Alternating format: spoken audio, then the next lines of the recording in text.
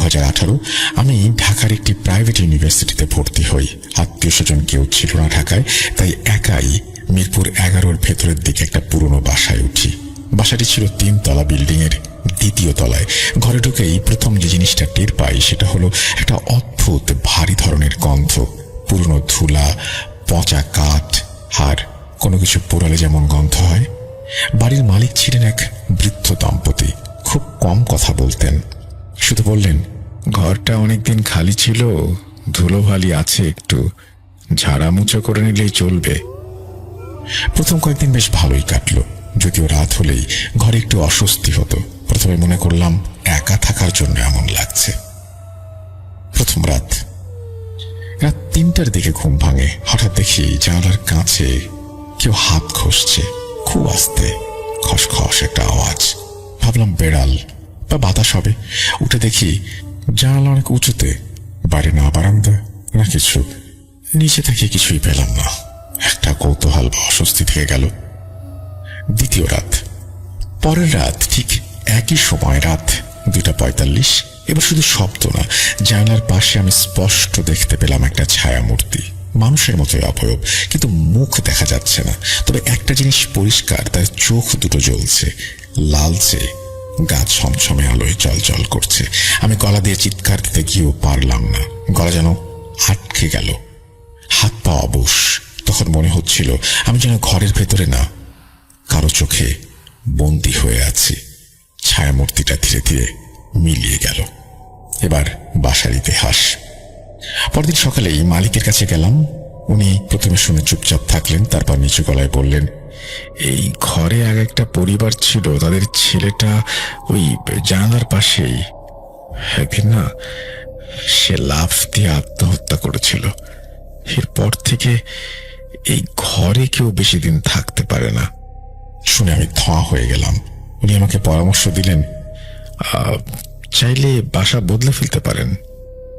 শেষ রাত, সিদ্ধান্ত নেই বাসা ছাড়বো। কিন্তু যে রাতে ঠিক করেছিলাম পরদিন যাব, সেই রাতটাই ছিল সবচেয়ে ভয়ঙ্কর। রাত 3:10। একটা চাপা শব্দে ঘুম ভাঙে। এবার দেখি ঘরের ভেতরে কেউ যেন ধীরে ধীরে হাঁটছে। দরজার কাছে একটা ছায়া এসে দাঁড়ায়, তারপর আমার খাটের দিকে এগিয়ে আসে। আমি চোখ বন্ধ করে পড়ে আছি, কিন্তু টের পাচ্ছি কেউ পায়ের কাছে বসে আছে। হঠাৎ একটা ঠান্ডা হাত পায়ের ওপর হাত বুলিয়ে দেয়। আমি চিৎকার দিয়ে উঠে বসি, কিন্তু দেখি কেউ নেই। সকাল হতেই ব্যাগ গুছিয়ে বাসা ছেড়ে চলে আসি। আর কোনোদিন ওই এলাকায় ফিরেও যায়নি। আজও মাঝে মধ্যে রাতে জানালার দিকে তাকালে সেই লাল চোখ দুটোর কথা মনে পড়ে যায়। আজকে আমরা নিয়ে এসেছি আত্মাবন্দী জাদুর 2য় পর্ব। চলুন কথা না বাড়িয়ে শুরু করা যাক। যারা এখনো শুনেননি প্রথম পর্বটি, অনুগ্রহ করে শুনে নেবেন। আত্মাবন্দী জাদু। প্রথম পর্ব সম্পর্কে একটু মনে করিয়ে দেই। মনে আছে আফ্রিকার একটা ইলেকশনের কথা? সেখানে একজন ক্যান্ডিডেট, যাকে সবাই চান কিন্তু প্রতিপক্ষ চান না, এবং তাকেই এই আত্মাবন্দী জাদু করে হকেজো করে দেয়া হয়। এবং তাকে সাহায্য করতে যে সমস্ত কবিরাজটা চান, তারাও একে একে অসুস্থ হয়ে পড়েন, তাদেরও আত্মা বন্দী হয়ে যায়। মনে পড়ছে? শুনেছেন আত্মাবন্দী জাদুর প্রথম পর্ব? না শুনলে শুনে আসুন, তারপরে শুরু করুন 2য় পর্ব। এখন চলুন সরাসরি 2য় পর্বে যাওয়া যাক। যেভাবে লেখা আছে আমি সেভাবেই পড়ে শোনাচ্ছি। আসসালামু আলাইকুম রাসেল ভাই, আশা করি ভালো আছেন, সুস্থ আছেন। গত 29 জুন 2025 আমার পাঠানো আত্মাবন্দী জাদুর প্রথম পর্ব পড়ে শোনানোর জন্য প্রিয় রাসেল ভাইকে, গোলাম রাব্বি ভাই এবং ভূত.com এর সকল টিম মেম্বারকে অসংখ্য ধন্যবাদ। আজকে আমি আত্মাবন্দী পর্ব 2 অর্থাৎ শেষ পর্ব লিখতে যাচ্ছি। ঘটনার শুরুতে আমি সকল লিসেনারদের কাছে ক্ষমা চেয়ে নিচ্ছি এই পর্বটি পাঠাতে বিলম্ব হবার জন্য, আর ঘটনাটি একসাথে না দিতে পারার জন্য, অর্থাৎ 2টি পর্বে দেওয়ার জন্য দুঃখ প্রকাশ করছি। আসলে আমি এতটা ব্যস্ত ছিলাম, শত চেষ্টা করেও একটু সময় বের করতে পারিনি ঘটনাটা লেখার জন্য। আমার এই ব্যর্থতাকে সবাই ক্ষমা সুন্দর দৃষ্টিতে দেখবেন। যাই হোক, আমি রাসেল ভাই ও ভূত.com-এর একজন একনিষ্ঠ ভক্ত, একজন নিয়মিত শ্রোতা মোহাম্মদ মেহেদি হাসান লিখছি দুবাই থেকে। আত্মাবন্দির প্রথম পর্বে আমরা জেনেছি কেন অলিভারের আত্মা বন্দি করা হলো আর এই সমস্যার সমাধান কিভাবে হয়েছিল। প্রথম পর্বে আমি বলেছিলাম যে ফাদার উইলিয়াম কিভাবে জানলেন যে অলিভারের আত্মাকে কে বা কারা বন্দি করে রেখেছে, যেটা অন্যান্য কবিরাজরা জানতে বা জানাতে ব্যর্থ হয়েছিল। আর 4 জন কবিরাজ তো এই সমস্যার সমাধান করতে গিয়ে বিপদেই পড়ে গিয়েছিলেন। অবশেষে ফাদার উইলিয়ামের ভিন্ন একটি প্রক্রিয়ার মাধ্যমে তিনি জানতে পারলেন ঘটনা কি ঘটেছে। কি সেই ভিন্ন প্রক্রিয়া সেটা এখন বলছি, তবে তার আগে একটা বিষয় জানা জরুরি। কে এই ফাদার উইলিয়াম যিনি এই সমস্যার সমাধান করেছিলেন? এই পর্বে আমি ফাদার উইলিয়াম সম্পর্কে সামান্য কিছু তথ্য আপনাদের দিতে পারবো, যেমনটা আমি শুনেছি। তাছাড়া তিনি কি প্রক্রিয়ার মাধ্যমে অলিভারের আত্মা ফিরিয়ে আনলেন সেই প্রক্রিয়া সম্পর্কে জানব। এছাড়া আপনাদের আরো কিছু অজানা তথ্য আমি জানাবো। চলুন শুরু করা যাক। বলছেন ফাদার উইলিয়াম, আমি বিগত 22 বছর ধরে একটা সাধনা করছি আর একটা অন্যরকম জাদুর চর্চা করে যাচ্ছি। সেটা হচ্ছে ম্যাজিক অফ হোলি স্পিরিট, অর্থাৎ পবিত্র আত্মার জাদু।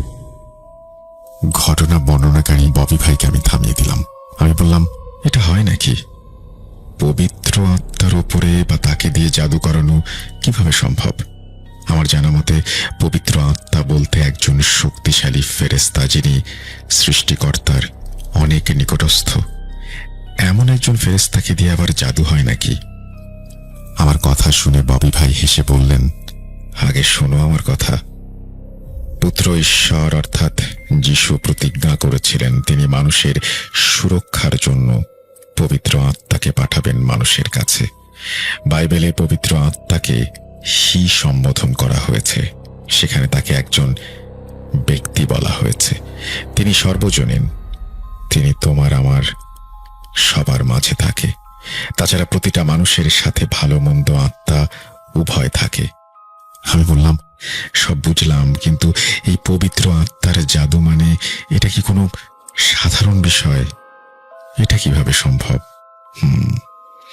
তুমি যেটা ভাবছো সেটা আসলে না। তাহলে এটা কি?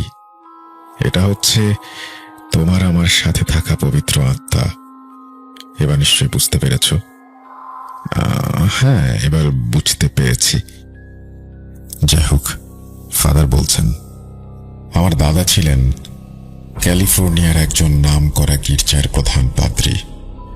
আমার মা বাবা দুজনে মারা গেছেন আমি যখন অনেক ছোট। তারপর থেকে আমি বড় হয়েছি দাদার কাছে। পড়াশোনার পাশাপাশি নিয়মিত গির্জায় যেতাম। দাদার কাছ থেকে আমি অনেক কিছু শিখেছি, এই যেমন ধর্মীয় রীতিনীতি, এক্সরসিজম ইত্যাদি। ছোটবেলা থেকেই আমি আমার দাদাকে অনেক ভালোবাসি। আমি বুঝতে শেখার পর থেকে একটা বিষয় লক্ষ্য করি, সেটি হচ্ছে আমার দাদা দীর্ঘদিন ধরে একটি সাধনা করে যাচ্ছেন। সাধনাটিও হচ্ছে পবিত্র আত্মার দর্শন পাওয়া ও পবিত্র আত্মার মাধ্যমে কাজ করা, যেটা প্রায় অসম্ভব। তবু আমার দাদা এই চর্চা নিয়মিত করে যাচ্ছেন। একটা সময় আমার দাদা বুঝতে পারেন যে তার অনেক বয়স হয়ে গেছে আর তার সাথে যে স্বপ্ন আছে অর্থাৎ ম্যাজিক অফ হোলি স্পিরিট, সেটা এই বয়সে এসে আর সম্পন্ন করা সম্ভব না। তখন তিনি একদিন আমাকে তার কাছে ডাকেন আর আমাকে বলেন যে আমি যেন তার অধুরা অর্থাৎ অসম্পূর্ণ আশা পূরণ করি। দাদার মৃত্যুর পরে যেন এই পবিত্র আত্মার আরাধনা বা সাধনা করে যেন পবিত্র আত্মার সাহায্য লাভ করতে পারি। সেই থেকে আমার পবিত্র আত্মা নিয়ে কাজ করার জার্নি শুরু। দাদার মৃত্যুর আগে দাদা আমাকে এই বিষয়ে ক্রস বা মালাটা দিয়েছিলেন এবং দাদা আমাকে বলেছিলেন কিভাবে পবিত্র আত্মাকে ডাকতে হয়। দাদা বলেছিলেন এ দুটো জিনিস মানে এই তসবির মতো মালা অথবা ক্রস কোনো সাধারণ জিনিস না, এগুলো দাদার সারা জীবনের সাধনার ফল। দাদা বলেছিলেন তুমি পবিত্র আত্মাকে ডাকতে তখনই সক্ষম হবে যখন দেখবে একটি সমস্যার সমাধানের ক্ষমতা সৃষ্টিকর্তা ছাড়া আর কারো নেই। ঠিক তখন তুমি এটি ব্যবহার করবে, আত্মাকে ডাকবে। তারপর তিনি পবিত্র আত্মাকে ডাকার প্রক্রিয়া শিখিয়ে দেন ফাদার উইলিয়ামকে। অনেকটা থমাস কার্লাইলের মতো গ্রেট ম্যান থিওরি। যখন কোনো ইনস্টিটিউট কাজ করে না, তখন অসহায় মানুষ মহাপুরুষের দিকে, বড় মানুষের দিকে তাকিয়ে থাকে। যাই হোক, আমাকে সবকিছু বুঝিয়ে দেওয়ার কিছুদিন পরে আমার দাদা পরলোক গমন করেন। তারপর কেটে গেছে 22টা বছর, আর আমিও দেশে বিদেশে খুঁজে বেরিয়েছি এমন কোনো কেসের সন্ধান যেখানে কোনো শক্তি কাজ করে না। যাই হোক, এক পর্যায়ে আমার মিলারের সাথে পরিচয় হয়। সে আমার সান্নিধ্যে আসে। এক পর্যায়ে আমি মিলারকে বলি আমার দাদা সেই অন্তিম ইচ্ছা যেটি আমাকে জানিয়েছিলেন, সেই ইচ্ছার কথা। সবকিছু শুনে মিলার বলে তাদের দেশে অর্থাৎ নাইজেরিয়াতে এমন অনেক কিছু ঘটে যার কোনো সমাধান থাকে না।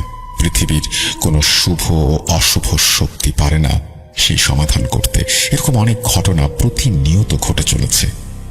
মিলারের কথা শুনে আমি সিদ্ধান্ত নেই নাইজেরিয়ায় আসব। তারপর আমি মিলার ও সবচেয়ে কাছের একজন সহযোগী, আমার সহযোগিতাকে নিয়ে এখানে চলে আসি। এখানে এসে অবশেষে অলিভারের খবর জানতে পারি মিলারের মাধ্যমে। মিলারের মুখে সবকিছু শুনে আমি বুঝতে পারি আমিও এতদিন এরকম একটা কেসের সন্ধানেই ছিলাম যেটা আমার সাধনা সম্পন্ন করবে। সে রাতে আমি সবকিছুর খবর নিয়ে বুঝতে পারি যে হুরার কাছ থেকে অলিভারের আত্মা মুক্ত করে আনার সাহস ও ক্ষমতা পৃথিবীর কোনো জিনের নেই। কেন নেই সেটা একটু পরে বলছি। আর যেহেতু কোনো জিনের শক্তি এখানে নেই বা সকল শক্তি অসহায়, তাহলে এখানে পবিত্র আত্মা কাজ করবে বলে আমার বিশ্বাস ছিল। এভাবে আমি পবিত্র আত্মার সাহায্যে অলিভারের আত্মাকে মুক্ত করে আনি। আর এভাবে সম্পূর্ণ হয় আমার দীর্ঘ 22 বছরের সাধনা। আপনারা আমাকে টাকা দিতে চেয়েছেন, কিন্তু এই কাজে আমি কোনো টাকা নেব না, কেননা এটা আমার বড় সাধনা ছিল যা সম্পন্ন করতে পেরে আমি অনেক আনন্দিত। এখন বলছি কি, এই ফুরা, এই পৃথিবীতে যত জিন আছে তার ভেতরে সবচেয়ে শক্তিশালী জিন হচ্ছে মাটির নিচের জিন, পানির নিচের জিন ও মরুভূমির জিন। বাকি জিনদের তুলনায় এরা সবচেয়ে বেশি শক্তিশালী ও বদমেজাজি। আর এদের ভেতরে সবচেয়ে শক্তিশালী জিন হচ্ছে পানির জিন। জিনের কথা জানেন যারা অনেক শক্তিশালী ও বদমেজাজি হয়ে থাকে। আর আপনি নিশ্চয়ই জানেন এই ইফরিত জিনের বিশাল একটি অংশ গভীর সমুদ্রের তলদেশে বসবাস করে, আর কিছু থাকে মরুর উষ্ণ বালুর নিচে। ইফরিতের পাশাপাশি আরো অনেক জাতির শক্তিশালী জিন পানিতে বসবাস করে। এখন এই যে পানির জিন সম্প্রদায়, এদের অনেক সর্দার আছে যারা বিভিন্ন অঞ্চলে বিভিন্ন কর্মকাণ্ড চালায়। এদের ভেতরে আবার ভালো মন্দ সব জিন আছে। এই হুরা হচ্ছে এমন একটি জিন, সে এই পুরো সমুদ্রকে নিয়ন্ত্রণ করে। হুরার রয়েছে বিশাল এক জিন বাহিনী। তাছাড়া কোনো কাজে হুরা যদি কোনো জিন সম্প্রদায়কে ডাকে, তাহলে ওই সম্প্রদায় হুরার ডাকে সাড়া দিতে বাধ্য। এখন প্রশ্ন হচ্ছে, হুরা যদি ভালো জিন হয় তাহলে সে কেন মিশরের শয়তান কবিরাজের কথায় অলিভারের আত্মা বন্দী করল? উত্তর হচ্ছে, হুরা কারো কথায় অলিভারের আত্মা বন্দী করেনি। এখানে এমন একটা ব্যাপার ঘটে গেছে যার ফলে অলিভার নিজে বন্দী হয়ে গেছে হুরার জালে। কিভাবে সেটা বলছি। আত্মা বন্দী করা অত্যন্ত দুরূহ একটি কাজ। পৃথিবী যত শক্তিশালী জিনই হোক না কেন, কারো আত্মা বন্দী করার ক্ষমতা কোনো জিনের থাকে না যদি ওই আত্মা তার পূর্ণ শক্তি নিয়ে চলাফেরা করে। কোনো একটা আত্মা যখন পানির ভেতরে প্রবেশ করে, শুধু তখন সেই আত্মাকে বন্দী করা সম্ভব হয়। বিষয়টা একটু পরিষ্কার করি। আমি আগের পর্বে বলেছি আমাদের সাথে দুটো আত্মা থাকে, একটা শয়তানের আর একটা পবিত্র আত্মা। এখন আমরা যখন ঘুমিয়ে যাই তখন আমাদের শরীর থেকে আত্মা বের হয়ে যায়। একজন মুসলিম হয়ে আমি সেটাই বিশ্বাস করতে বাধ্য। এটা পরিষ্কার যে মানুষ ঘুমালে তার আত্মা শরীর থেকে বের হয়ে যায়। ববি ভাই বলছেন, অপবিত্র অবস্থায় ঘুমানোর পরে আত্মা শয়তানের সাথে থাকে, তখন ওই অপবিত্র আত্মা শয়তানের নিয়ন্ত্রণে থাকে। এই ঘটনা হয়তো অনেকে শুনেছেন, তারপরেও বলছি। একদা এক ব্যক্তি ঘুমিয়েছিলেন। ঘুমানোর অনেকক্ষণ অতিবাহিত হয়ে যাওয়ার পরেও ওই লোকটির আর ঘুম ভাঙছে না দেখে তার পরিবারের লোকেরা অনেক চিন্তিত হয়ে পড়েন। তারা অনেক চেষ্টা করেন লোকটির ঘুম ভাঙাতে। এক পর্যায়ে ওই বাড়ির লোকেরা ঘরের একটি কোণে একটি পানির কলস দেখতে পান, যেটা ঢাকনা দিয়ে ঢাকা ছিল।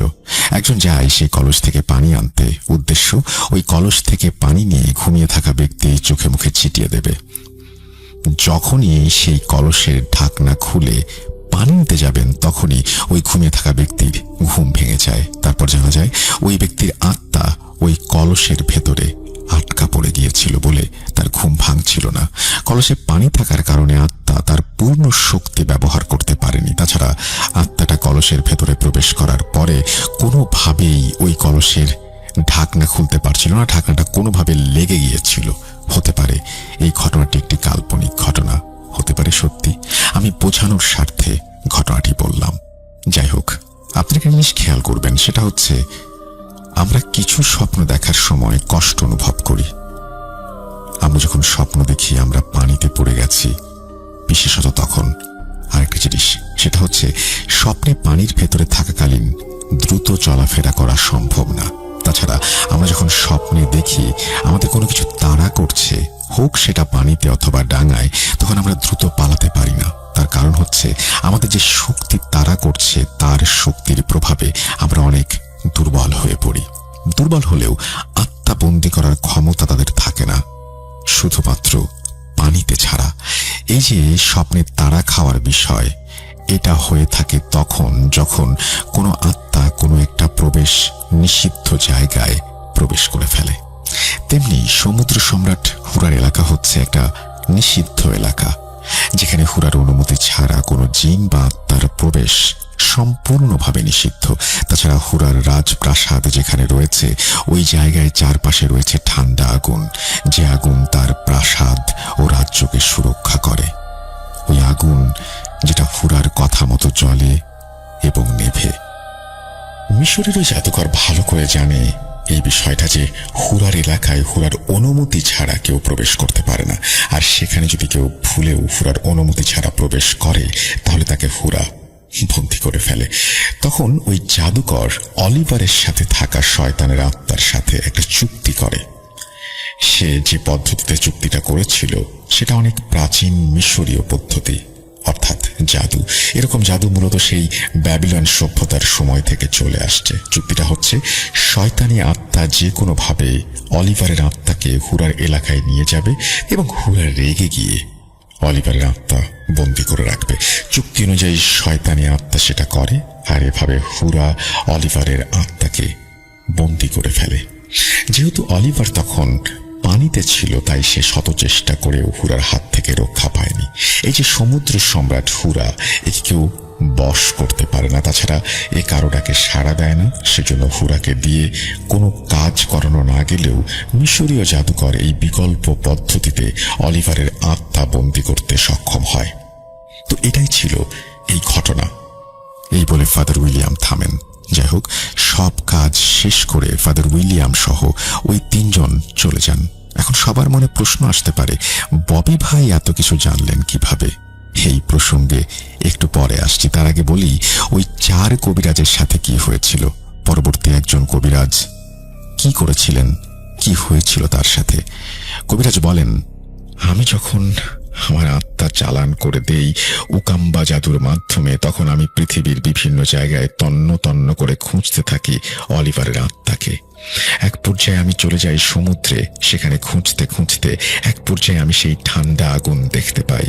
তারপর আমি যখন সেই ঠান্ডা আগুন পেরোতে যাব, তখন আমি লক্ষ্য করি 2 হাত আমার সামনে, আর হাত দুটো আমাকে ইশারা করছে। একটি হাত আমাকে ইশারায় কাছে ডাকছে, আর অন্যটি আমাকে যেতে নিষেধ করছে। এমন অদ্ভুত কাণ্ড দেখে আমি অবাক। যাই হোক, তারপর আমি সামনের দিকে পা বাড়ালে আমি সামনে বিশাল এক প্রাসাদ দেখতে পাই। তারপর সেই প্রাসাদের দিকে এগোতে থাকি। আমি প্রাসাদের কাছে গিয়ে দেখতে পাই সেই প্রাসাদের গেটে বিশাল আকৃতির দুটো সিংহ দাঁড়িয়ে আছে। ওরা আমাকে দেখা মাত্র গর্জন করে ওঠে। তারপর একটি সিংহ গর্জন করে বলে, তোর এত বড় সাহস, তুই এখানে এসেছিস? বন্দী হতে না চাইলে তাড়াতাড়ি পালিয়ে যা। আমাদের মালিক জানতে পারলে তোর আর রক্ষা নেই। ঠিক তখনই আর একটা সিংহ বলে ওঠে, না, তুই ভেতরে যা, তোর জন্য আমাদের মালিক অপেক্ষা করছে, ওর কথায় কান দিস না। দুজনের দুই কথা শুনে আমি একটু দ্বিধায় পড়ে যাই, ভেতরে যাব নাকি যাব না তখনও ভাবছি। অবশেষে আমি সিদ্ধান্ত নেই, যেহেতু এত দূরে এসে গেছি, যে দেখি ভেতরে কি আছে। তার আগে আমি ওই দুই সিংহকে সবকিছু খুলে বলি আমার এখানে আসার কারণ, আর বলি, তোমরা কি বলতে পারো অলিভারের আত্মা কোথায় আছে? তারা আমার কথার কোনো উত্তর না দিয়ে আবারও একজন ভেতরে যেতে বলে আর একজন চলে যেতে বলে। যাই হোক, এক পর্যায়ে আমি ভেতরে প্রবেশ করি। ভেতরে প্রবেশ করার পরে আমার সামনে পড়ে বিশাল দৈত্য আকৃতির সেই হুরা, যার পরনে ছিল একটা লাল কাপড়। আমাকে দেখা মাত্র হুরা রেগে যায়, তোর এত বড় সাহস, তুই আমার অনুমতি না নিয়ে আমার প্রাসাদে প্রবেশ করেছিস? তুই আত্মা, তাই তোকে আমি মেরে ফেলতে পারবো না, তবে তোকে আমি শাস্তি দেব, তোকে আমি বন্দি করে রাখবো। এই বলে হুরা কোনো কথা বলার সুযোগ না দিয়ে একটি খাঁচার ভেতরে আমাকে বন্দি করে ফেলে। এভাবে আমি বন্দি ছিলাম। তার কিছুদিন পরে পবিত্র আত্মা সেখানে যে হুরাকে বলে আত্মাগুলো মুক্ত করে দিতে। পবিত্র আত্মার কথা অনুযায়ী হুরা আমাদের মুক্ত করে দেয়। এই ছিল ঘটনা। এই ঘটনাটি তৎকালীন সময় সবার মুখে মুখে ছড়িয়ে পড়েছিল। এই ঘটনাটি তৎকালীন সময়ে নাইজেরিয়ার ন্যাশনাল নিউজে পরিণত হয়েছিল। কেউ অলিভারের পক্ষে এবং বিপক্ষে বিভিন্ন সংবাদ প্রচার করতে থাকে, যার শিরোনাম ছিল এরকম: নির্বাচনে জিততে ফ্রান্সিস আশ্রয় নিলেন কালো জাদুর। লোকের সহানুভূতি পেতে অলিভারের অদ্ভুত এক কৌশল এবং নাটক। এরকম আরো অনেক খবর। ববি ভাইকে আমি বলেছিলাম, আফ্রিকাতে কিছু লেজেন্ড কবিরাজ আছে যারা সময় ও ভবিষ্যৎ নিয়ে জাদু চর্চা করে। কি সেটা? তোমার কাছে মাঝে মাঝে মনে হয় তুমি এখন যে কাজ করছো সেটা তুমি আগে করেছো। মানে দৈনন্দিন যে কাজগুলো করে থাকো তুমি, সেটা বাদেও কিছু কাজ আছে যেগুলো আমরা সব সময় করি না। ঠিক সেই কাজগুলো তুমি করার সময় তোমার মনে হতেই পারে, আরে এটা তো আমি আগেও করেছি। হ্যাঁ হ্যাঁ হ্যাঁ, আমি তো সেটা ফিল করি মাঝে মাঝে। হ্যাঁ, এটা কেন হয় জানো? কেন হয়? তুমি যখন যে গ্রহে আছো এর বাইরেও আমাদের গ্যালাক্সিতে অনেক গ্রহ উপগ্রহ আছে যেগুলো তোমার আর আমার মতো আরো দুজন মানুষকে ধারণ করে, অর্থাৎ তোমার আমার মতো আরো দুজন করে মানুষ সেখানে আছে। আমরা যা যা করছি ওরা ঠিক একই জিনিস করছে, আর এটা সংগঠিত হচ্ছে একটু আগে পরে। ববি ভাইয়ের কথা শুনে আমি বেশ অবাক হয়ে গেলাম। ব্যাপারটা কতটুকু বিশ্বাসযোগ্য সেই ব্যাপারে আমি কিছু বলবো না, তবে এটি আগেও করেছি, অর্থাৎ এই কাজটি আগেও করেছি, এই বিষয়টা যে সত্যি আমার সাথে হয় এটা আমি জানি, আপনারাও হয়তো ফিল করেন। ববি ভাই বলছেন, এই ব্যাপারটাকে কাজে লাগিয়ে আফ্রিকান কিছু কবিরাজ তাদের আসন্ন বিপদ শনাক্ত করতে সক্ষম হয়, তবে সেটা কিছু সময়ের জন্য জানা সম্ভব হয়ে থাকে। ঘটনা 1। এই ঘটনা ঘটে যখন আমার বয়স 2 বছর। তখন একদিন আমার খুব শরীর খারাপ হয়, তাই আমি এবং আমার মা ডক্টরের কাছে গিয়েছিলাম ভ্যানে করে। আমরা যে রাস্তা দিয়ে যাচ্ছিলাম তার পাশেই একটা দিঘি ছিল এবং পাড় দিয়ে অনেক খেজুর গাছের কাঁটা ছিল। আমরা যেতে যেতে হঠাৎ আমাদের ভ্যানটা একটা হাওয়ায় ধাক্কা খেয়ে সেই দিঘিতে পড়ে যায়। আমি এবং আমার মা, ভ্যানের চালক, সেই দিঘিতে পড়ে যাই। আমার সেইভাবে কোনো ক্ষতি না হলেও আমার মায়ের পুরো শরীরে খেজুরের কাঁটা ঢুকে যায় এবং তিনি অজ্ঞান হয়ে যান। পরে আমার মা আমাকে বলেছিলেন যে একটা অনেক বড় অবয়ব আমাদের ধাক্কা দিয়ে দিঘিতে ফেলে দিয়েছে এবং সে নাকি মার দিকে তাকিয়ে বিচ্ছিরিভাবে হেসেছে। ঘটনা 2। একদিন মা দুপুরবেলায় ছাদে কাপড় মেলতে যায়, তখন তাকে কেউ যেন ধাক্কা দিয়ে ছাদ থেকে ফেলে দেয়। ঘটনা 3।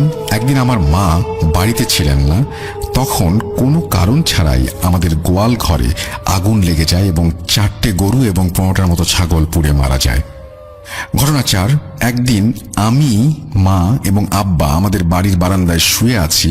তখন মা দেখতে পায় আমার পাশে কেউ যেন বসে আছে এবং হাসছে। তার বর্ণনায় তিনি বলেন সে দেখতে পুরো কালো এবং অনেক লম্বা, শরীর থেকে বিচ্ছিরি গন্ধ বের হচ্ছিল। ঘটনা 5, আমার বোন একদিন গোয়াল ঘরে গিয়ে দেখে বিরাট একটা সাপ পুরো গোয়াল ঘর জুড়ে বসে আছে। সেটা দেখে সে চিৎকার দিয়ে অজ্ঞান হয়ে যায়, কিন্তু আমরা যখন যাই তখন কিছু দেখতে পাই না। ঘটনা 6, আমার মা একদিন আমার নানির বাড়ি বেড়াতে যান। তখন একটা ফকির তাকে দেখে আমার নানিকে বলেন, তোমার মেয়ের উপর জিনের ছায়া আছে, ওকে ধুলু ওঝার কাছে নিয়ে যাও। সেই দিন বিকেল বেলায় আমার মা এবং নানি সেই ওঝার বাড়িতে যায় এবং জানতে পারেন যে আমাদের বাড়িতে 3টে জিনের বসবাস, যারা 40 বছর ধরে আমাদের বাড়িতে বসবাস করছে। আমার দাদু ওখানে বাড়ি বানায়। আমাদের বাড়ির পেছনে বা পরে কারো বাড়ি নেই, পুরোই জঙ্গল। আমার দাদু যখন ওখানে বাড়ি বানায় তখন সেই জিনগুলো খুব রাগান্বিত হয় এবং প্রতি রাতে আমার দাদুকে স্বপ্নে ভয় দেখাতে থাকে। আমার দাদি মাঝে মাঝেই মাঝরাতে শুনতে পেত যে বাইরে কেউ গোঙানির মতো শব্দ করে কাঁদছে। আমাদের বাড়ির ছাদে প্রতি রাতে জিনগুলো দৌড়াদৌড়ি করে, আমাদের ভয় দেখায় এবং এও বলেন যে আমার মা বাড়িতে না থাকলে তারা আমাদের কোনো ক্ষতি করবে। এই কারণে আমাদের বাড়িতে আমার মা যখন ছিল না তখন রেগে তারা আগুন লাগিয়ে দেয়। মা আমাকে নিয়ে ডক্টরের কাছে যেতে চাইলে জিনগুলো আমাদের ভ্যান উল্টে ফেলে দেয়। তারপর সেই ওঝা এও বলেন যে 3টে জিনের মধ্যে একটা ছেলে, একটা মেয়ে এবং একটা সাপরূপী জিন আছে যে তাদের বোন। তারপর সেই ওঝা আমাদের 4টে মাটির হাড়ি দেয় এবং সেগুলো আমরা আমাদের বাড়ির 4 কোণায় দিয়ে পুঁতে আসি। আমার বড় আব্বা আর আব্বা সেগুলোকে পুঁততে গেলে খুব বিপদে পড়েন। কারা যেন তাদের ধাক্কা দিয়ে ফেলে দেয় বারবার আর গলা টিপে ধরে। তারপর মা দেখতে পান আমাদের বাড়ির পাশের কুল গাছটা খুব নড়াচড়া করছে। আশেপাশে কোথাও বাতাস নেই, শুধু ওই কুল গাছটাতেই যেন ঝড় বয়ে যাচ্ছে। মা দেখেন 5টা ছায়া সেই কুল গাছের ওপরে মারামারি করছে। তাদের সেই মারামারিতে আমাদের কুল গাছটি মাটি থেকে 100 মিটার দূরে গিয়ে পড়ে। তারপরেই সেই ওঝা আমাদের বাড়িতে আসেন এবং বলেন আর ভয় নেই, তার পোষা 2টো জিন সেই 3টে জিনের সাথে যুদ্ধ করে জিতে গেছে এবং সেই জিনগুলো কথা দিয়েছে আমাদের আর কোনো ক্ষতি করবে না। কিন্তু তারা আমাদের বাড়ি ছেড়ে যাবে না কখনো, কারণ এটা তাদের নিজেদের জায়গা। পরে এখানে এসে আমরা বসবাস শুরু করেছি। তারপর সেই ওঝা আমাদের বাড়ির চারপাশে 4টা ক্যাকটাস জাতীয় গাছ লাগিয়ে দিয়ে যান এবং বলেন আর কোনো সমস্যা হবে না। এমনকি আজ পর্যন্ত আমাদের বাড়ির ছাদে 3:30 বাজতেই মনে হয় কেউ নাচানাচি করছে। আর মাঝে মাঝেই আমাদের পোষা ছাগলগুলোর মধ্যে 1-2 ছাগল সেই জিনগুলো যেখানে থাকে সেখানে মরে পড়ে থাকে। তারা এখনো আমাদের বাড়িতেই আছে। আজকে নতুন আরো একটা স্টোরি, নতুন একটি ঘটনা নিয়ে হাজির হয়ে গেলাম আমি হৃদয়। আমি বর্তমানে পাবনা জেলা ফরিদপুর থানা পাঁচপুঙ্গলি গ্রাম থেকে বলছি। অ্যান্ড আজকে আমি আপনাদেরকে একটা ভয়ঙ্কর ঘটনা শোনাবো, যে ঘটনাটা শুনলে হয়তো আজকের রাতে আপনার ঘুম হারাম হয়ে যাবে। সো প্রস্তুত থাকবেন ভয়ের রাজ্যে হারিয়ে যাওয়ার জন্য। আমি বেশি কথা না বলে ডাইরেক্ট সরাসরি চলে যাব ঘটনায়। ঘটনাটা ঘটে আজ থেকে প্রায় 5 থেকে 6 মাস আগে। ঘটনাটা রাসেল ভাই আমাকে ঠিক যেভাবে বলেছেন আমি ঠিক সেভাবেই বলার চেষ্টা করছি। বলতে শুরু করলেন রাসেল ভাই। আমার নাম রাসেল, ছদ্মনাম। আমার বাসা পাবনা জেলার কোনো একটা গ্রামে, কোনো একটা জায়গায়। সো আমি আমার বাড়ির ঠিকানা আমি বললাম না, জাস্ট ঘটনা বললাম। সো আমি বেশি কথা না বলে সরাসরি চলে যাচ্ছি ঘটনায়। ঘটনাটা ঘটে আজ থেকে প্রায় 4 মাস আগে। তখন আমি নতুন চাকরি পেয়েছি, এখনো আমি সেই বাসাতেই রয়েছি। আমি নতুন চাকরি পাওয়ার জন্য অনেক টাপ করলাম যে আমি চাকরি কোথায় পাই। আমার সবকিছু সার্টিফিকেট রয়েছে। তারপরে এক জায়গা থেকে খোঁজ আসে যে তুমি চাকরি পেয়ে গেছো, অ্যাপ্লাই করলে চাকরি হয়ে যাবে। তারপরে অ্যাপ্লাই করে দিলাম। অ্যাপ্লাই করে দেওয়ার পরে চাকরি হয়ে গেল। আবার মাত্র 2-3 দিনের ভিতরেই চাকরি হয়ে গেল। কিভাবে হলো কিচ্ছু বুঝতে পারলাম না। তারপরে আমি চাকরিতে জয়েন করে ফেলি। চাকরিতে জয়েন করলাম ঠিক আছে, কিন্তু আমাকে তো থাকতে হবে নাকি? আমি কোথায় থাকবো? থাকার মতো কোনো জায়গা নাই, কোনো পরিবেশ নাই। এখন কি করব? কিচ্ছু বুঝতে পারছি না যে এখন কি করব আমি।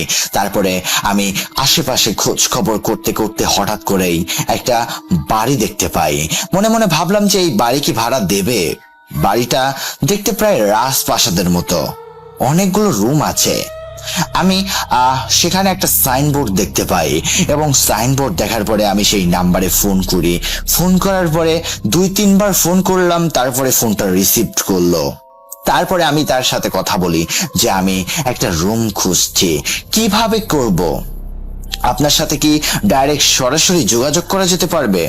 ডাইরেক্ট সরাসরি আপনার সাথে আমি মিট করতে চাই, আমাকে এই রুম লাগবেই লাগবে, প্লিজ দেন। অপর সাইড থেকে আওয়াজ এলো, রুম আপনি পেয়ে যাবেন। আপনার থেকে আমি একটা পয়সাও নেব না। আমি এখানে একটা অসুস্থর ভিতরে পড়েছি, ওই রুমটা একদম ফাঁকা পড়ে রয়েছে। Room number 335। যাও, গিয়ে ওই রুমে উঠে পড়ো, কোনো টাকা পয়সা লাগবে না। আমি মনে মনে অনেক খুশি হলাম, কারণ এখনকার সময়ে রুম ভাড়া প্রায় 4 থেকে 5 হাজার টাকা মাস। যাই, রুমে উঠবো, সবকিছু প্যাক করে নেই, জিনিসপাতি যা আছে সবকিছু প্যাক করে নেই। আর হ্যাঁ, ঘটনার শুরুতে আমি আর বলাই হয়নি, আমি কোনো বিয়ে করি নেই, সো কোনো টেনশনই নাই আমার। আমি রুমের ভিতরে উঠে পড়ি। উঠে পড়ার পরে আমার সাথে 1-2 দিন কোনো সমস্যা হলো না, রান্না বান্না করে বিন্দাস লাইফে কাটাতে থাকি। তারপরে হঠাৎ করেই একদিন যেটা আমি শুনতে থাকি সেটা হচ্ছে যে অনেক শব্দ হচ্ছে, মনে হচ্ছে যে ছাদের উপর থেকে কে যেন একজন হাঁটছে। মনে মনে ভাবলাম যে আমার সাথে এরকম হ্যালোসিলেশন হতেই পারে, সমস্যা নাই, হতেই পারে, স্বাভাবিক বিষয়। আমি সেটা উড়িয়ে দেই। মনে মনে ভাবলাম যে কোনো সমস্যা হবে না, ঘুমিয়ে পড়ি। মনে মনে আয়াতুল কুরসি পড়ে ঘুমিয়ে পড়ি। তখন আর কোনো সমস্যা আমার সাথে হলো না। তারপরের দিন যেটা হয় সেটা হচ্ছে যে আমি শুনতে পাইছি আমার সামনে গেটের ওই সাইডে অপর সাইড থেকে কে যেন একজন খট খট খট খট করে আওয়াজ করছে। মনে মনে ভাবলাম যে হয়তো কেউ এসেছে। আমি উঠে বসি। উঠে বসার পরে আমি দরজাটা যেই খুলে দেব, দরজা খুলে দেওয়ার পরে আমি যেটা দেখতে পাই সেটা দেখার জন্য আমি একদমই প্রস্তুত ছিলাম না। আমি দেখতে পাই যে কেউ নাই। আমি মনে মনে ভাবলাম যে হয়তো কেউ আমার সাথে মজা করছে, কিংবা এটা আমার মনের ভুল। একা একা থাকি তো, ও কোনো সমস্যা নাই, যাই ঘুমিয়ে পড়ি। তারপরে ঘুমিয়ে পড়লাম। ঘুমিয়ে পড়ার পরে সকালবেলা আমি যেটা ফিল করতে থাকি সেটা হচ্ছে যে মানে আমার মেঝের উপরে দেখতে পাই যে অনেক পানি রয়েছে, কিন্তু এই পানিগুলো এলো কোথা থেকে আর এই পায়ের ছাপগুলো এলো কোথা থেকে আমি সেটা জানি না। আমি সকালবেলা উঠে সবকিছু মুছে ফেলি। মুছে ফেলার পরে যেটা হয় সেটা হচ্ছে যে আমি বাসার বাইরে থেকে এসে আবার রুমে এসে দাঁড়িয়েছি। আসার পরে আমার নাকে একটা দুর্গন্ধ, একটা পচা একটা গন্ধ আসে, এবং এই গন্ধটা কিসের গন্ধ আমার পরিচিত মনে হলো যে এটা একটা মাংস পুড়ালে যেরকম গন্ধ আসে। আপনারা অনেকে জানেন যে মুরগির মাংস পুড়ালে যেরকম বাসনা বা গন্ধ আসে, ঠিক সেরকম গন্ধ আমার নাকে আসলো। আমি মনে মনে ভাবলাম যে হয়তো পাশের বাড়িতে হয়তো মুরগি রোস্ট কিংবা মুরগি পোড়াচ্ছে, হয়তো তারই গন্ধ। আমি উড়িয়ে দেই। উড়িয়ে দেওয়ার পরে আমি রাতে আবার আসি, কারণ আমার চাকরি শেষ করে আমাকে রাত 9টার সময় বাসাতে আসতে হয়। বাসাতে আসার পরে আমি শুয়ে পড়ি। শুয়ে পড়ার পরে আমি রাত আনুমানিক 11টার সময় আমি একটা বাচ্চার কান্নার আওয়াজ শুনতে পাই, এবং সেই বাচ্চার কান্নার আওয়াজ কোথা থেকে আসে, কিভাবে আসে আমি কিচ্ছু বুঝতে পারি না। শুধুমাত্র 3D সাউন্ডের মতো চারিদিকে শুধু কান্নার আওয়াজ। কেন কাঁদছে, কিসের জন্য কাঁদছে আমি জানি না, কিন্তু কান্নার আওয়াজ কোথা থেকে আসছে সেটাও আমি জানি না। আমার পুরো রুম একদম মানে ভিতর থেকে একদম আটকানো, কোনো বাইরে বাতাস যাওয়ার কোনো পরিস্থিতি নেই। জাস্ট এই আওয়াজটা কোথা থেকে আসছে। আমি উঠে বসে পড়লাম। উঠে বসে পড়ার পরে আমি অনুসন্ধান করতে থাকি যে এই আওয়াজটা কোথা থেকে আসে। তারপরে আমি আস্তে আস্তে আমার ড্রয়িং রুমে আমি চলে যাই। ড্রয়িং রুমে যাওয়ার পরে যেটা আমি ফিল করি সেটা হচ্ছে যে মনে হচ্ছে আমার পিছনে সেই বাচ্চাটা কাঁদছে। আমি পিছনের দিকে তাকাই এবং পিছনের দিকে তাকানোর পরে আমি দেখতে পাই যে কিচ্ছু নাই।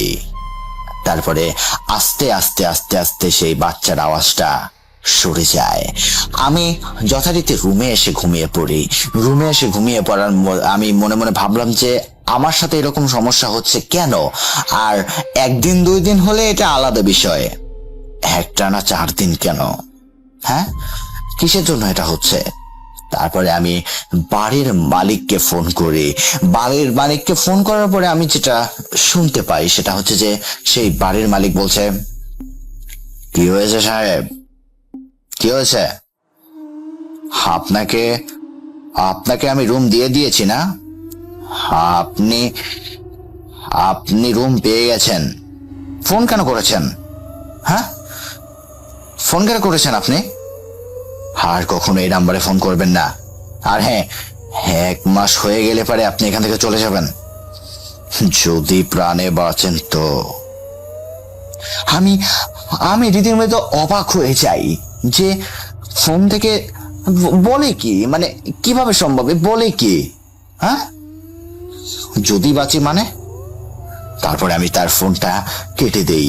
কেটে দেওয়ার পরে আমি যেটা করি সেটা হচ্ছে যে আমার মোবাইলে আমি আয়াতুল কুরসি চালিয়ে দিয়ে রাখি। তারপরে আর কোনো সমস্যা আমার সাথে হয় না। প্রায় 15 দিন কেটে যায়। কেটে যাওয়ার পরে যেটা হয় সেটা হচ্ছে যে আমি মানে আবারও দেখতে পাই যে আমার রুমের ভিতরে অনেক পানি, আবার অনেক শব্দ ইত্যাদি ইত্যাদি বিষয়।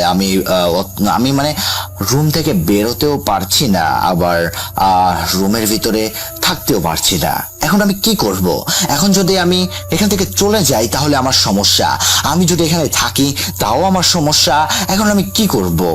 প্রতিদিনের মতো আমি রাতে আয়াতুল কুরসি চালিয়ে দিয়ে রাখি, লুপ করে রেখে দেই, যাতে চালু হয়ে আবার স্টার্ট হয়ে যায়, মানে শেষ হয়ে আবার শুরু হয়। তারপরে আমি যেটা করি সেটা হচ্ছে যে আমি ফোনটা চার্জে দিয়েই শুয়ে পড়ি। রাত আনুমানিক 11টার সময় কারেন্ট চলে যায় এবং কারেন্ট চলে যাওয়ার পরে কি ভাবছেন ঘটনা এখানেই শেষ? আরে না, ঘটনা সবে মাঝখানে হয়েছে। আর একটু অপেক্ষা করুন, তারপরেই ঘটনা শুনতে পারবেন, ফুল ঘটনা। তারপরে রাত 11টার সময় আমার মোবাইলের চার্জ একদম শেষ হয়ে যায় এবং মোবাইলটা বন্ধ হয়ে যায়। মোবাইলটা বন্ধ হয়ে যাওয়ার পরে আয়াতুল কুরসি স্টপ হয়ে যায়। তারপরে যেটা হয় সেটা হচ্ছে যে আমি একদম পুরো ঘেমে ভিজে গেছি এবং আমি আমার ফ্যানের উপরে তাকাই এবং ফ্যানের উপরে তাকানোর পর আমি যেটা দেখতে পাই সেটা হচ্ছে যে একটা মেয়ের অবয়ব সেখানে ঝুলছে এবং ঝুলে ঝুলে আমার দিকে তাকিয়ে মনে হচ্ছে করুণ দৃষ্টিতে তাকিয়ে রয়েছে। মনে হচ্ছে যে আমাকে কিছু একটা বলতে চায়। এখন আমি কি করব কিচ্ছু বুঝতে পারি না। আমার গা হাত পা একদম ভিজে গেছে। তারপরে আমি চোখ বন্ধ করে আয়াতুল কুরসি মনে মনে পড়তে থাকি। তারপরে আমি উপরের দিকে তাকানোর পরে যেটা দেখতে পাই সেটা দেখার জন্য আমি একদমই প্রস্তুত ছিলাম না। আমি দেখতে পাই যে তার চোখটা একদম পুরো জল জল করে জ্বলছে এবং আমাকে কিছু একটা বলতে চায়। আমি বললাম যে তুমি আমাকে কি বলতে চাও? তুমি এরকম ভাবে তাকিয়ে রয়েছে কেন? হ্যাঁ, কি হয়েছে তোমার, বলো প্লিজ। আমার একদম গলা একদম শুকিয়ে কাঠ হয়ে গেছে।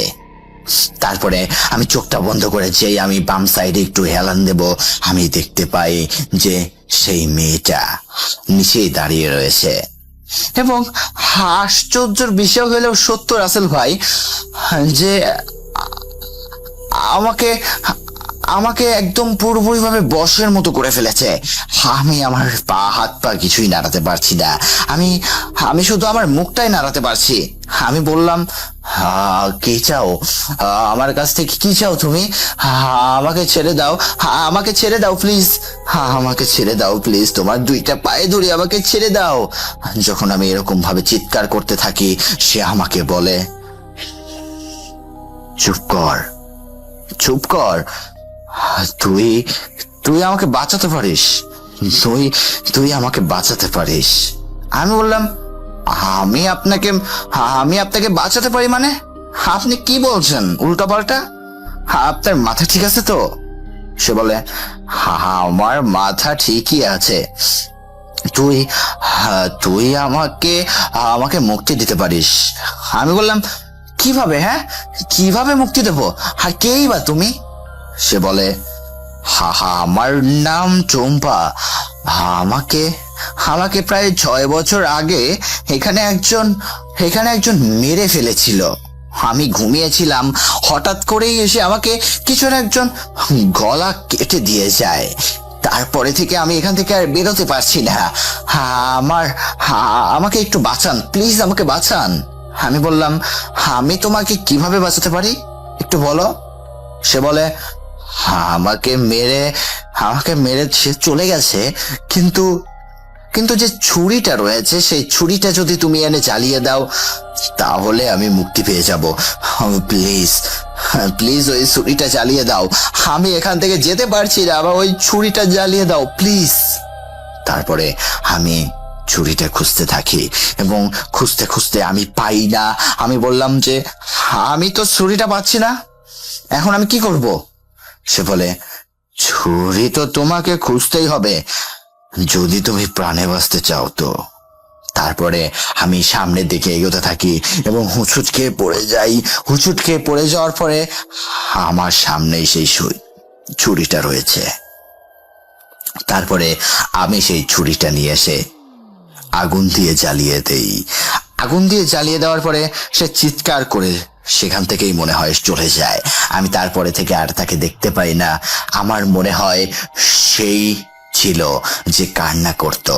তো তার ভাষ্য মতে, তার বিবরণ অনুযায়ী সে আমাকে যেভাবে বলেছে ভাই, আমি সেটাই বিস্তারিত বলতেছি। তো এই রোমাঞ্চকর ঘটনাটি আমাদের পাশের এলাকারই ঘটনা ভাইয়া। এই ঘটনাটি রিসেন্ট, প্রায় এই রমজান মাসের শেষের দিকে ঘটনা, 27শে রমজানের আগে।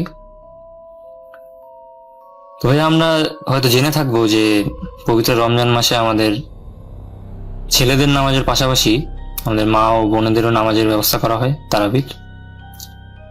প্রতিটা এলাকায় এই ব্যবস্থা করা হয়, আমাদের এলাকা ব্যতিক্রম নয়।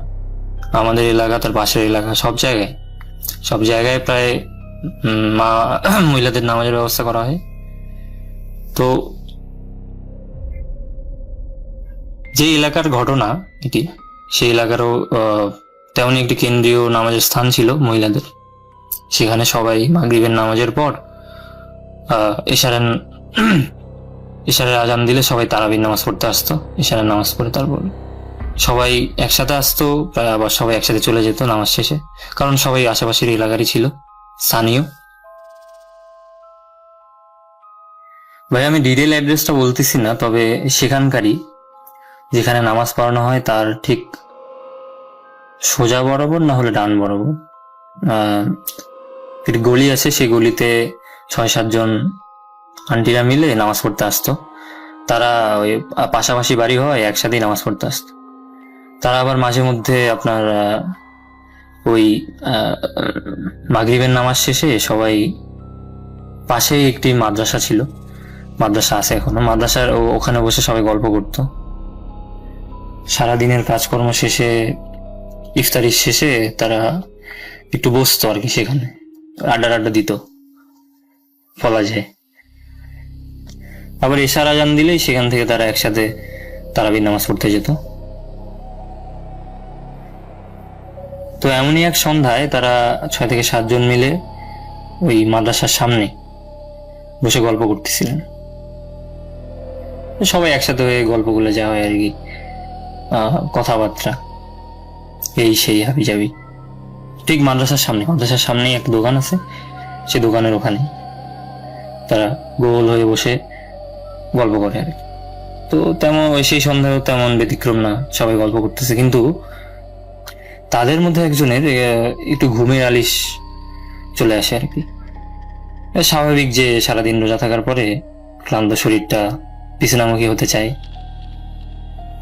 তো তার ক্ষেত্রে অবশ্যই সেটা ব্যতিক্রম নয়।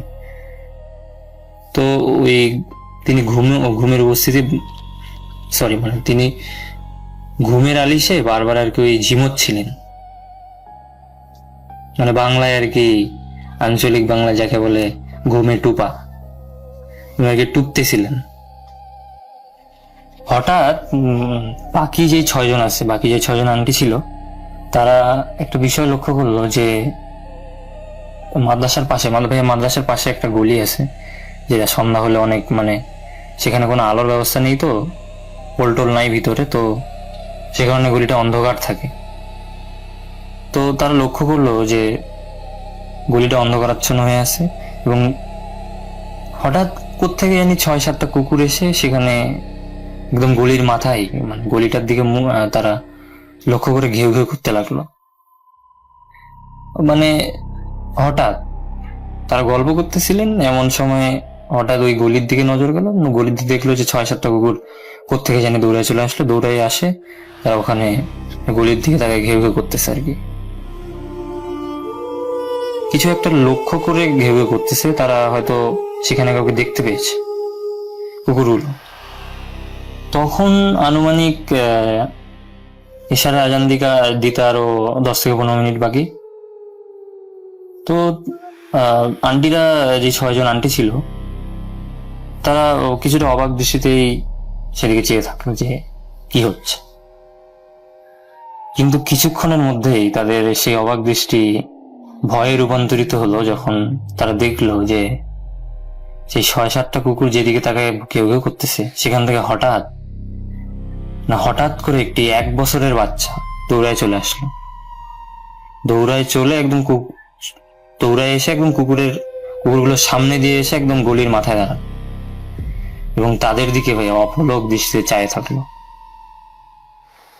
বাচ্চারা, মানে এটা তো অবশ্যই অসম্ভব যে 1 বছরের বাচ্চা, যার কিনা হাঁটারই বয়স হয়নি এখনো, সে কিনা দৌড়ায় এসে সে গলির মাথায় দাঁড়ায়, আবার তাদের দিকে এক দৃষ্টিতে চেয়ে আছে। এটা তো অবশ্যই তারা অবাক দৃষ্টিতে চেয়ে থাকবে, কারণ এটা একটি অবিশ্বাস্য ঘটনা, তাদের চোখের সামনে ঘটনা ভাইয়া। মানে তারা সেটা লক্ষ্য করলো যে ওই বাচ্চাটা দৌড়ে আসলো, 1 বছরের বাচ্চা, তার কিনা হাঁটারই বয়স হয়নি, এবং সেই বাচ্চাটা সেই আন্টিগুলোর দিকে তাকায় আছে আর মুচকি হাসতেছে।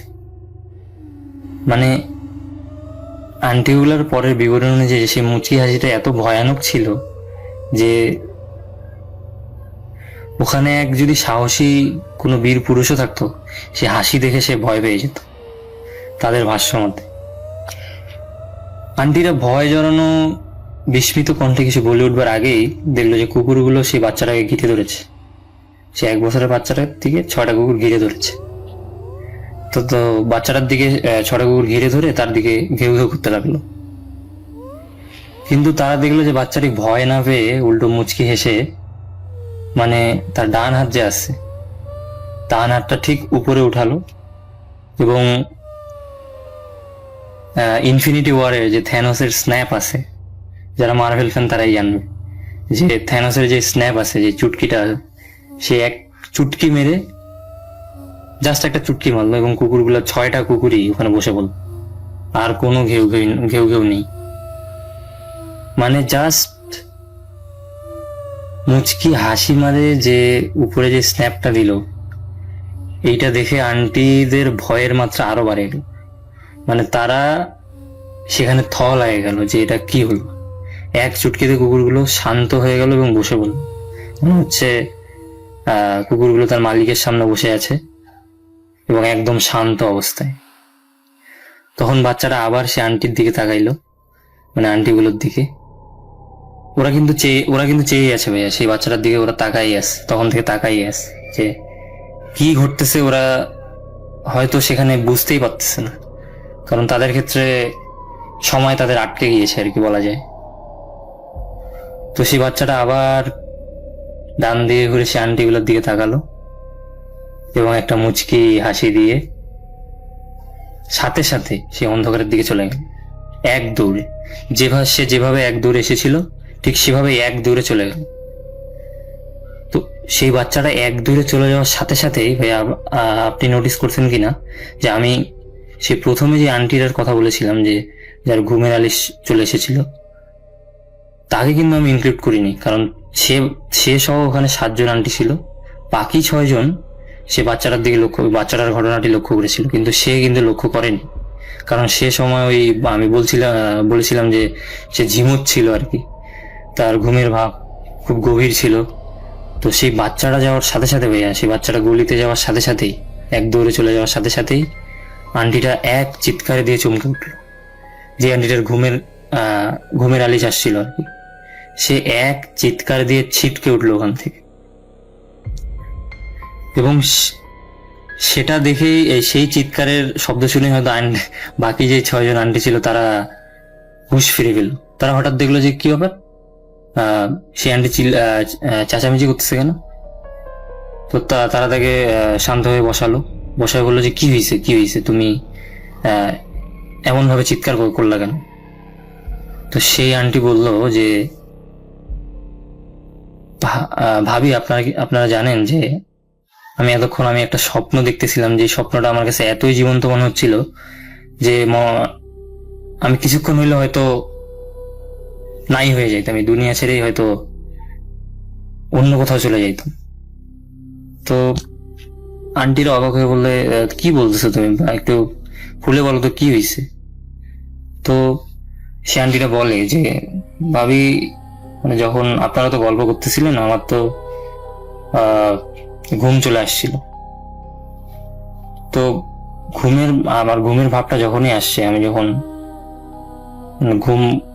ঘুমের দ্বার প্রান্তে আর কি, তখন হঠাৎ আমি স্বপ্ন দেখতেছি যে কোথা থেকে যেন 6টা কুকুর আসলো এবং ঠিক আমাদের সামনেই যে গলিটা আছে ওখান দিয়ে একটা 1 বছরের বাচ্চা দৌড়ে আসলো। 1 বছরের বাচ্চা হয় মানে এটা তো অবিশ্বাস্য। সেই 1 বছরের বাচ্চা দৌড়ে আসে ঠিক আমার দিকেই চায় আছে, সে আমার দিকেই চায় আছে, এমন দৃষ্টিতে সে তাকায় আছে যে মনে হচ্ছে সে আমার উপর খুব রাগান্বিত। তো কুকুরগুলা যে ঘেউ ঘেউ করছে, সে 1 বছরের বাচ্চাটা কোনো ভয়ই পাচ্ছে না। সে হঠাৎ কুকুরগুলাকে কি জানি বললো এবং কুকুরগুলা আস্ত শান্ত হয়ে গেল, কুকুরগুলা মাটিতে বসে পড়ল। তো সে তারপর আমার দিকে দৌড়ে আসলো, আমার হাতটা ধরলো, ধরে আমাকে সে এমন টান মারা শুরু করলো যে মনে হচ্ছে সে 1 বছরের বাচ্চার গায়ে একটা 30 বছরের পুরুষ মানুষের মতো শক্তি। আমি কোনোভাবেই তার হাতটা থেকে হাত ছাড়াতে পারছিলাম না। মনে হচ্ছিল যে আমার হাতে কেউ শিকল ধরে টানছে এবং আমি কোনোভাবেই কোনো কিছু আঁকড়ে ধরেও পিছনে আসতে পারতেছি না। সে আমাকে এমন জোরে, আমি সেই এক টানে একদম এই যে এখানে টুলে বসা আছে সেই টুল থেকে ছিটকে ওই গলির মাথায় চলে গেছি। তো মনে হয় আর কিছুক্ষণ হলেই সেই অন্ধকারে আমি তলিয়ে যেতাম, হয়তো আল্লাহ আমাকে বাঁচাইছে। সেই সময় আজানের প্রতিধ্বনি ভেসে আসলো কানে, ইশারে আজানের, এবং হঠাৎ আমার ঘুমের ঘোর ভেঙে গেল এবং আমি চিৎকার দিয়ে উঠলাম। তো সেই আন্টির মুখ থেকে এমন ঘটনা শুনে বাকি যে 6টা আন্টি ছিল তারা কিছু বলল না, তারা ফ্যাল করে তাকায় থাকলো, আর কিছু বলল না। কারণ তারা হয়তো যদি তাকে এখন বলে যে তাদের সাথেও ঠিক একই ঘটনা ঘটেছে, তাদের সাথে সামনেও সেই 1 বছরের ছোট বাচ্চাটি এসেছিল এবং তাদের দিকেও এক দৃষ্টিতে অপলক দৃষ্টিতে তাকিয়েছিল, তাহলে হয়তো আন্টিতে খুব ভয় পেয়ে যাবে এবং হয়তো সে আরো নার্ভাস ফিল করবে এবং ভয়ে হয়তো সেখান থেকে উঠতেও চাইবে না। তো সেই বাকি 6 জন আন্টি কিছু বললো না। তারপর তারা আজান দিছে, নামাজ পড়তে চলে গেল। তারা যাওয়ার সময় আর কি আয়াতুল কুরসি পাঠ করতে হতে যাচ্ছিল। আয়াতুল কুরসি পাঠ করে তাদের শরীর একবার বন্ধ করে নিল, তারপর তারা চলে গেল। তবে ঠিক এর পরের দিন ঠিক যেই সময়ে তারা সেই ঘটনাটি দেখেছিল, যে সেই 1 বছরের বাচ্চাটা দৌড়ায় এসে তাদের দিকে তাকাইছে এবং বাকি ঘটনাটা ঘটছে, ঠিক সেই সময়ে এশারের আজান দেওয়ার ঠিক 15 থেকে 17 মিনিট আগে, মানে তাদের ভাষ্য মতে ঠিক একই সময়ে তারা তাদের বাড়ির ওই আঙিনায়, মানে এক আন্টির বাড়ির আঙিনার সামনে তারা বাকি 6 জন মিলে গল্প করতেছিল আর কি। তো হঠাৎ তারা দেখলো যে কোত্থেকে যেন, মানে একটা ক্যাঙ্গারু যেমন হয় ঠিক ক্যাঙ্গারুর ওই পিঠের মতো কুজো, আর সাইজে অনেকটা বেটে আর কি, কিন্তু ক্যাঙ্গারুর মতো পিঠটা তার কুজো, এবং ঠিক সে ক্যাঙ্গারুর মতোই লাফ দিয়ে দিয়ে তাদের বাড়ির দরজার সামনে থেকে এক জায়গা থেকে অন্য জায়গায় চলে যাচ্ছে। তো এটা শুধু একজন না, এটা ওখানে থাকা বর্তমান 7 জন আন্টি সেই লোকটাকে দেখলো, এবং লোকটার পরনে ছিল সাদা পাঞ্জাবি আর মাথায় ছিল টুপি। তো ভাইয়া এইটা দেখে তো সেই 7 জনই ভয় পেয়ে গেল সেই সময়, কারণ লোকটা ওই যাওয়ার সময়, মানে ওই ক্যাঙ্গারুর মতো যাওয়ার সময় তাদের দিকে তাকাইছে আর খিলখিল করে হাসতেছে। হাসার ঠিক তারা দেখলো যে এই দরজার ফাঁক দিয়ে এই দরজা থেকে ওই দরজা চলে যাওয়ার 1 সেকেন্ডের মধ্যেই সেই লোকটা অদৃশ্য হয়ে গেল। তারা কিন্তু উঠোন থেকে সব দেখছে যে লোকটা তাদের সামনে আসে ক্যাঙ্গারুর মতো এক জায়গা থেকে 2 বার লাফ দিল, লাফ দিয়ে হাসিটা দিয়ে অদৃশ্য হয়ে গেল। তো তারা ভয় পেয়ে স্বাভাবিক দরুদ শরীফ পাঠ করলো, আয়াতুল কুরসি পাঠ করে তাদের শরীর বন্ধ করে নিল, এবং তার কিছুক্ষণ পরেই, তার 2 মিনিট পরেই এশারে আজান দিল, এবং তারা স্বাভাবিক আবার উজু করে নামাজ পড়তে গেল। তো এরপরে আর তারা তেমন কিছু দেখতে পায়নি ভাইয়া। পরের দিন থেকে ঘটনা আর কোনো ঘটেনি, সব স্বাভাবিক। কিন্তু এই যে এই প্রথম দিনের ঘটনা, দ্বিতীয় দিনের ঘটনা, প্রথম দিনে 1 বছরের বাচ্চা আর দ্বিতীয় দিনে ওই ক্যাঙ্গারুর মতো লোক, এই 2টা জিনিসই আমাকে খুব আজব লেগেছে, কারণ এমন ঘটনা আমি আগে শুনিনি। আপনারাও শুনেছেন কিনা জানি না, তাই ঘটনাটি আমি অডিও হিসেবে পাঠাচ্ছি। এটাই ছিল ঘটনা ভাইয়া, যে ছোট্ট একটি ঘটনা, বেশি বড় না। আশা করি যে এটি সিলেক্ট হবে। আর ভাইয়া আমি এর আগের অডিও ক্লিপে বলেছিলাম যে আমার ফ্রেন্ডের বোনের সাথে ব্ল্যাক ম্যাজিক রিলেটেড ঘটনা রয়েছে, যেটি শেয়ার করতে চাইছিলাম, কিন্তু ব্যস্ততার কারণে সেটা প্রপারলি গোছানো হয়নি, তাই শেয়ারও করিনি। আসলে ভাইয়া জীবনের এমন এক প্রতিকূল পর্যায়ে পার করছি, যে পর্যায়ে জীবনের চরম বাস্তবতাগুলোর সাথে টেক্কা দিচ্ছি একে একে।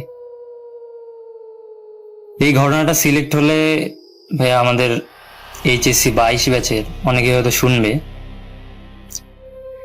আর হ্যাঁ ভাইয়া, আমরা সবাই এই বাংলাদেশের মাটিতে বসে অ্যাডমিশন নামক যে ভর্তি যুদ্ধ রয়েছে, সেই যুদ্ধে টিকে থাকার লড়াই অনবরত চালিয়ে যাচ্ছি, যেখানে ভর্তি পরীক্ষার 1 সেট প্রশ্নই আমাদের ভবিষ্যৎ নির্ধারিত করতে হয়। মাত্র 1 সেট প্রশ্ন, কি আর করার, এটাই আমাদের শিক্ষা ব্যবস্থা। যাই হোক, এই সময়টায় অনেকে রঙিন জীবন পার করে, আবার অনেকে হতাশার সাগরে ডুবে যায়।